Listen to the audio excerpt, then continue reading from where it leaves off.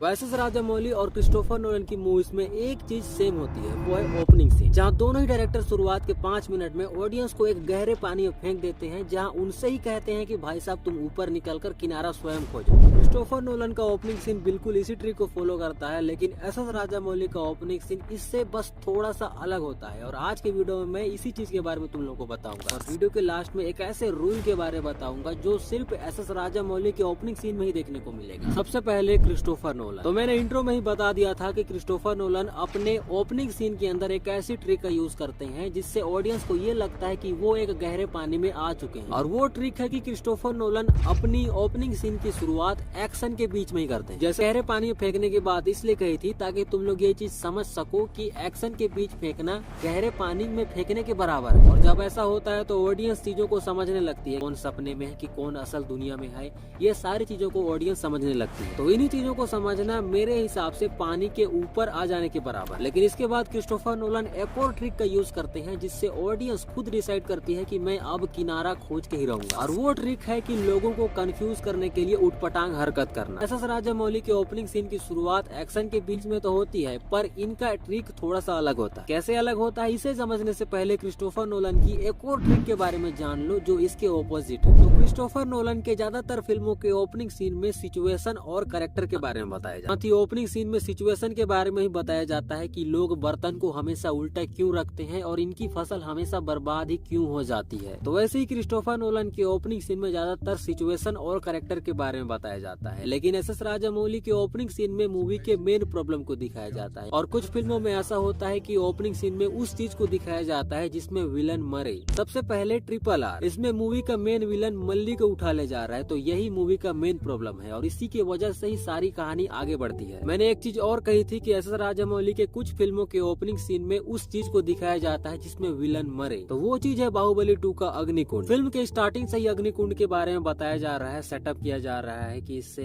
रावण का दहन होता है और इसी में विलन लास्ट में जल के मर जाता है। तो यही चीज है कि ओपनिंग सीन में उस चीज को दिखाया जाता है जिसमें विलन मरता है। साथ ही एस.एस. राजामौली का ओपनिंग सीन 3 एक्ट स्ट्रक्चर वाले रूल को फॉलो करता है। मैंने इंट्रो में इस चीज के बारे में बात करी थी, वो रूल यही है। तो तुम लोगों को 3 एक्ट स्ट्रक्चर वाले रूल के बारे में पता ही होगा कि सबसे पहले बिगनिंग आता है, फिर मिड आता है, फिर एंड। जैसे बाहुबली 2 का ओपनिंग सीन देखो जिसमें राजमाता अग्निकुंड के लिए आग ले जा रही है और सीन के स्टार्टिंग में ही बता दिया जाता है कि राजमाता को कैसे भी करके राजमहल से मंदिर तक बिना चप्पल के पैदल जाना है। तो ये बिगनिंग वाला पार्ट हो गया जहाँ राजमाता और मंदिर के बारे में बताया जा रहा है कि मंदिर कितना डिस्टेंस में है और राजमाता को कैसे बिना रुके जाना, लेकिन राजमाता का हाथी से सामना होता है। तो ये मिड वाला पार्ट हो गया और अंत में राजमाता बाहुबली की मदद से मंदिर तक पहुँच जाती है और ये एंड वाला पार्ट हो गया। ऐसा ही एक और ओपनिंग सीन है जो 3 एक्ट स्ट्रक्चर वाले रूल को फॉलो करता है और वो है शिवा का झरना पे चढ़ने वाला सीन। एक्चुअली ये कोई ओपनिंग सीन नहीं है, पर स्टार्टिंग के राजमाता वाले सीन को काट दिया जाए तो ये वाला ओपनिंग सीन ही कहलाएगा। तो सीन के स्टार्टिंग में ही शिवा का झरने के ऊपर चढ़ने की कोशिश करना और हर बार गिर जाना, ये बिगिनिंग का पार्ट है। यहाँ ये पता चलता है कि झरना कितनी ऊंचाई पर है और शिवा कितना जिद्दी है। उसके बाद वह शिवलिंग को उठा लेता है, तो ये मिड वाला पार्ट है जहाँ वो शिव से टकरा रहा है और अंत पे वो झरने के ऊपर चढ़ जाता है, तो ये एंड वाला पार्ट हो गया। लेकिन क्रिस्टो, अगर तुम में से कोई फिल्म मेकर बनना चाहता है तो वीडियो में आज मैंने जो कुछ भी बताया उसे नोट कर लेना, काम आए। जैसे ऑडियंस को अगर कंफ्यूज करना है या उनके मन में क्यूरियोसिटी पैदा करना है तो ओपनिंग सीन को एक्शन के बीच में स्टार्ट करना। और अगर तुम ऐसा चाहते हो जो तुम्हारा स्टाइल बन जाए तो एस.एस. राजामौली की तरह ओपनिंग सीन के अंदर कुछ ऐसा दिखाना जिसमें विलन मरे, जैसे कि बाहुबली 2 का ओपनिंग सीन और लास्ट का सीन। बाकी और कुछ नोट करना चाहते हो तो वीडियो को एक बार रिवर्स करके फिर से देख लेना ताकि और नोट कर सको।